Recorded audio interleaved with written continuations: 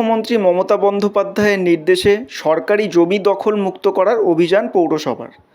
কলকাতা পৌরসভা নিকাশি বিভাগের তরফে শহরের খালগুলি কতটা অধিগ্রহণ হয়েছে তা খতিয়ে দেখতে রওনা হলেন আধিকারিকরা। ড্রোন উড়িয়ে দেখা হবে খালগুলির সমস্ত পরীক্ষা। সেই জন্য যাত্রার আগের দিন পৌরসভার মধ্যেই একবার ড্রোন উড়িয়ে দেখেও নেন টেকনিশিয়ানরা। কলকাতা পৌরসভার সূত্রের খবর, ঘুষিঘাটা লক গেট থেকে শুরু হবে এই পর্যবেক্ষণ। 3 দিন ধরে চলবে এই অভিযান। নিকাশি বিভাগের এক আধিকারিকের বক্তব্য অনুযায়ী সোমবার মেয়র পরিষদ নিকাশি তারক সিং যাদবপুর সহ বেশ কয়েকটি খাল নিজেই পরিদর্শন করে দেখবেন। ব্যুরো রিপোর্ট, RG সমাচার।